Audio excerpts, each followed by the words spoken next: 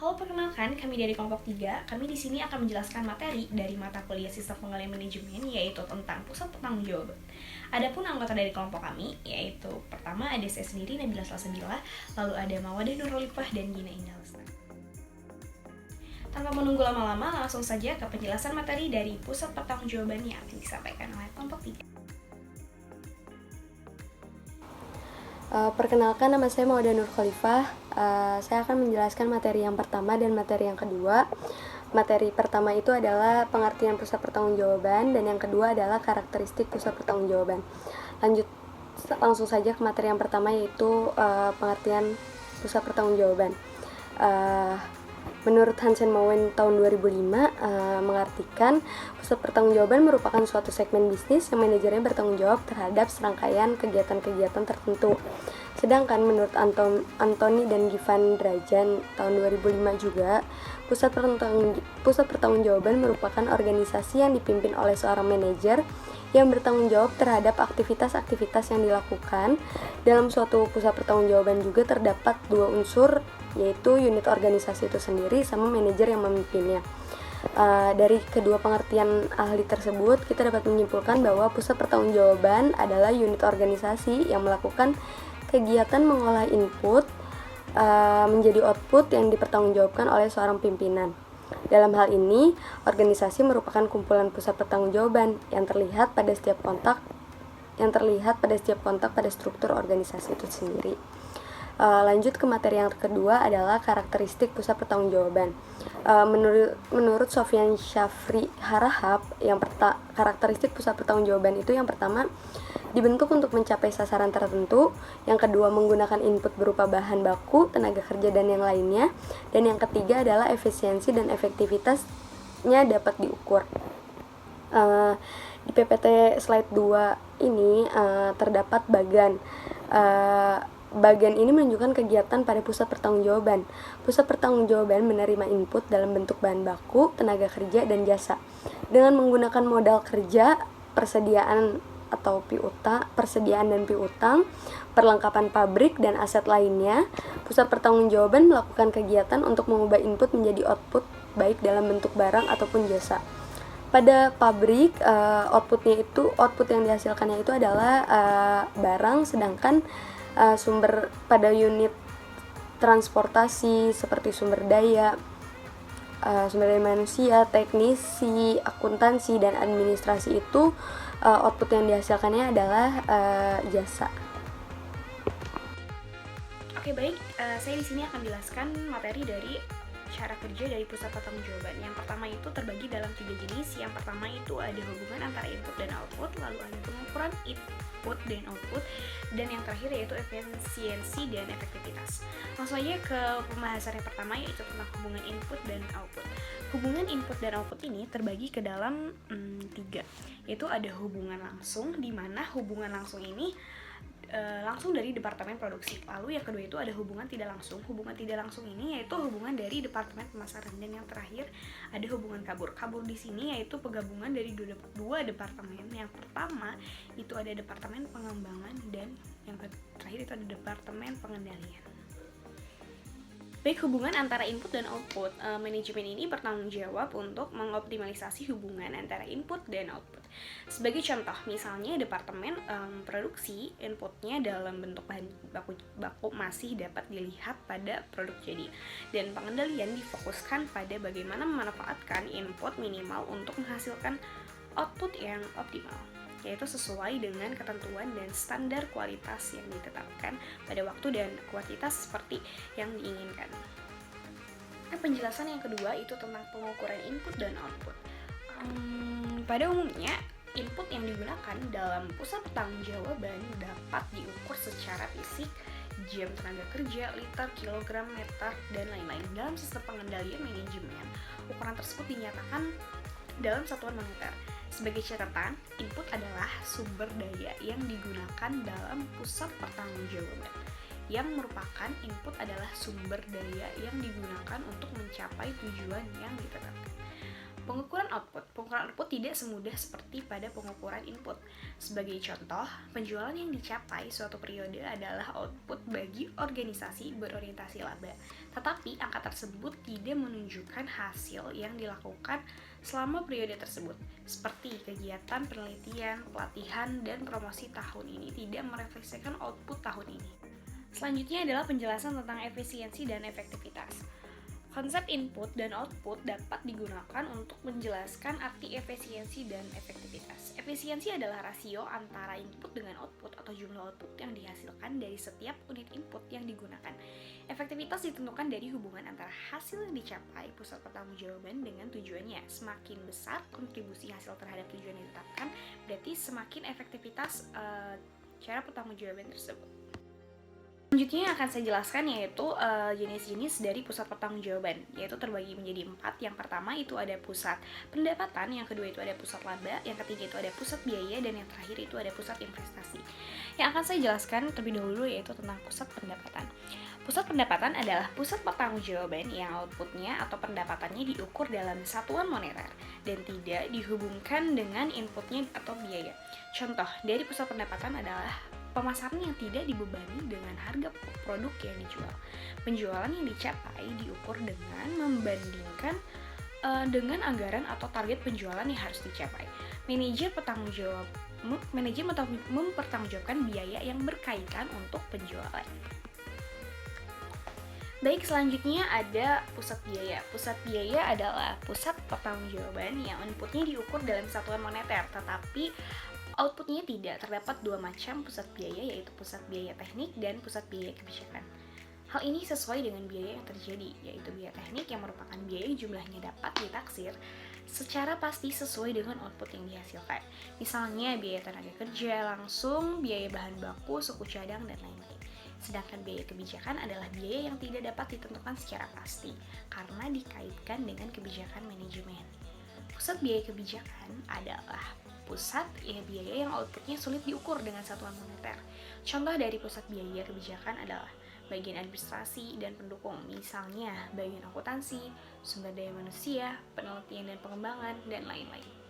Biaya kebijakan ditetapkan sesuai dengan kebijakan manajemen dalam menjalankan kegiatan yang harus dijalankan. Pada pusat biaya kebijakan tidak ditunjukkan untuk mengukur efisiensi, tetapi lebih ditekankan pada kemampuannya dalam menjalankan kegiatan sesuai dengan rencana yang ditetapkan, yaitu kemampuan melakukan kegiatan sesuai dengan anggaran. Selanjutnya ada pusat investasi. Pusat investasi pada pusat pendapatan. Output diukur dalam sebuah moneter, pada pusat biaya input diukur dalam satuan moneter, pada pusat laba input dan outputnya diukur dalam satuan moneter, dan pada pusat investasi. Pengukuran dilakukan pada hubungan antara laba dan investasi yang digunakan. Setiap jenis pusat pertanggungjawaban memerlukan sistem perencanaan dan pengendalian yang berbeda. Baik, itulah tadi penjelasan dari saya tentang cara kerja dan jenis-jenis dari pusat pertanggungjawaban. Materi selanjutnya akan disampaikan oleh Gina. Dan untuk selanjutnya ada pusat administratif dan pusat pendukung. Nah, pusat administratif dan pusat pendukung adalah pusat biaya kebijakan yang berfungsi untuk memberikan jasa pada pertanggungjawaban lain. Untuk pusat administratif sendiri, yaitu merupakan pusat pertanggungjawaban yang berfungsi sebagai penentu strategi dan kebijakan, perencanaan, pengarahan, dan pengendalian kegiatan organisasi atau unit organisasi secara menyeluruh. Dan untuk pusat pendukung sendiri yaitu merupakan unit-unit pendukung yang menyediakan layanan kepada pusat tanggung jawab. Dan berikut ada beberapa hal yang berkaitan dengan pusat administratif dan pusat pendukung. Yang pertama ada masalah pengendalian. Nah, masalah pengendalian ini karena yang satu adanya kesulitan pengukuran output.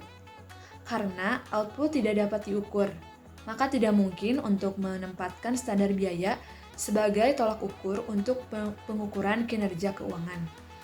Yang kedua, adanya kesulitan untuk mencapai goal congruence. Nah, dengan tidak adanya keselarasan cita-cita antara manajer dengan staf di suatu organisasi, maka akan mengakibatkan terabaikannya kesejahteraan perusahaan. Yang kedua, penyusunan anggaran. Nah, penyusunan anggaran ini berupa pos-posan beban dengan usulan anggaran dibandingkan dengan seluruh beban aktual atau beban sesungguhnya pada tahun berjalan. Usulan anggaran dari pusat administrasi terdiri dari komponen berikut ini. Yang pertama ada biaya minimal yang harus ada. Yang kedua ada biaya kebijakan sesuai dengan tujuan yang ditetapkan. Dan yang ketiga ada penjelasan apabila terjadi peningkatan biaya.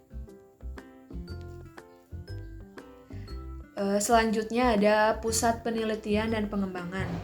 Nah, aktivitas pada pusat penelitian dan pengembangan atau yang biasa disebut dengan Litbang merupakan satu kesatuan rangkaian yang mana penelitian dasar merupakan titik awal dari pengujian produk.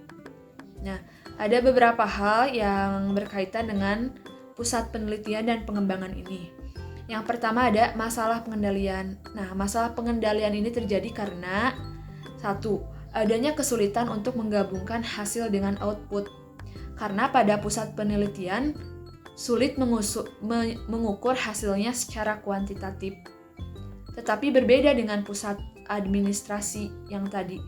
Karena pada pusat penelitian hasilnya paling tidak dalam bentuk output yang tidak berwujud seperti paten, produk baru, proses produksi baru. Nah, tetapi hubungan input dan outputnya sulit ditetapkan secara tahunan karena waktu yang diperlukan dalam kegiatan penelitian sangat bervariasi. Yang kedua, adanya kesulitan untuk mencapai goal congruence atau keselarasan tujuan. Karena sama seperti pada pusat administrasi, manajer penelitian menginginkan melakukan penelitian yang terbaik, yang mungkin cukup mahal bagi organisasi. Selain itu, mungkin karyawan di bagian penelitian tidak cukup kemampuannya untuk melakukan penelitian yang optimum, yang sesuai dengan kebutuhan organisasi. Lalu selanjutnya ada penelitian dasar. Nah, penelitian dasar ini meliputi yang pertama ada tidak terencana. Nah, berarti tidak terencana ini di mana pihak manajemen hanya membuat keputusan secara umum mengenai bagian yang harus dieksplorasi. Dan yang kedua, seringkali ada tenggang waktu yang lama antara dimulainya penelitian dengan pengenalan produk baru yang berhasil. Lalu yang ketiga itu ada program Litbang. Nah, program Litbang ini terdiri dari serangkaian program ditambah kelonggaran untuk pekerjaan yang tidak direncanakan. Hal tersebut biasanya ditinjau setiap tahunnya oleh manajer senior. Lalu yang keempat ada anggaran tahunan.